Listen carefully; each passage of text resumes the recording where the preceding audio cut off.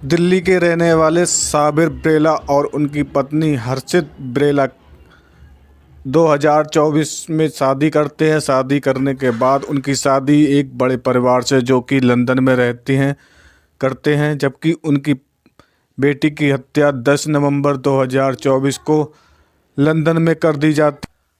हर्षित ब्रेला, जो कि दिल्ली की रहने वाली होती है, उसकी शादी लंदन के रहने वाले संदीप के साथ कर दी जाती है। संदीप जो भी व्यक्ति है, जो कि फूड डिलीवरी का कार्य करता है, लेकिन वह झूठ बोलकर हर्षित ब्रेला से शादी कर लेता है। जबकि वह बड़े कंपनी का मालिक अपने आप को बताता है। जबकि हर्षित ब्रेला के पिता साबिर ब्रेला कहते हैं कि मैंने अपनी बेटी की शादी के लिए सारा पैसा अपनी ज़मीन गिरवी रख दी थी और उसे देने के लिए वादा भी किया था। जबकि उसके मामा पंकज कहते हैं कि मैंने अपनी भांजी से बात 10 नवंबर को लास्ट की थी।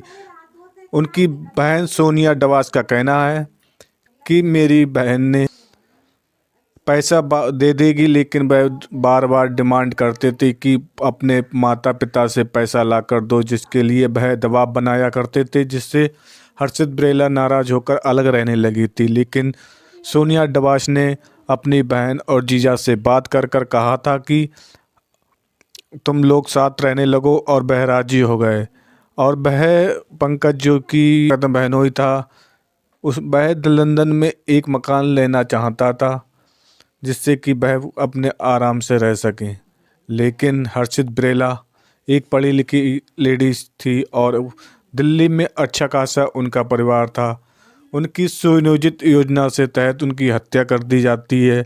लंदन ईस्ट के पंकज, जो कि है व्यक्ति है, उसके कार की डिग्गी में हर्षित ब्रेला की लाश मिलती है और लंदन पुलिस उसकी जानकारी दिल्ली पुलिस को देती है। उसके बाद साबिर ब्रेला, जो कि हर्षित ब्रेला के पिता होते हैं, उसने कहते हैं कि उनकी कोई न सुनने वाला होता है, ना कोई यूपी पुलिस सुन रही है, ना कि लंदन पुलिस सुन रही है। वे अपने आप को कह रहे हैं कि मांग कर रहे हैं सरकार से कि हमारे लिए न्याय मिलना चाहिए और हमारे बेटी और हमारे दामाद के लिए जेल में होना चाहिए।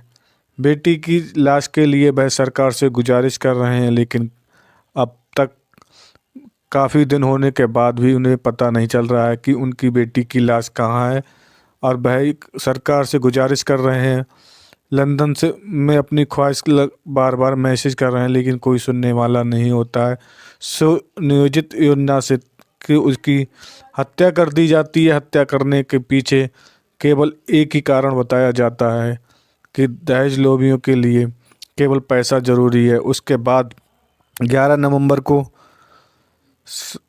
जो पंकज होते हैं, पंकज अपने परिवार के साथ लंदन से दिल्ली आ जाते हैं, लेकिन अभी पुलिस उनके बारे में कुछ जानकारी नहीं जुटा पा रही है।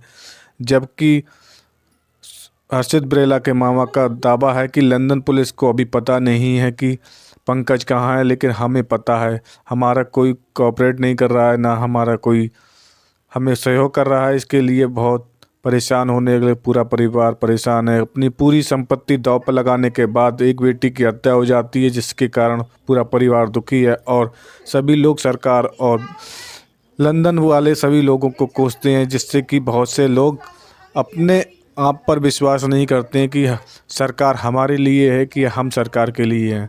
लेकिन मेरा मानना यही है कि इन्हें न्याय मिलना चाहिए और जिस लोगों ने गलत किया है उन्हें सख्त से सख्त कार्रवाई होनी चाहिए, जिससे कि आगे ये लोग आगे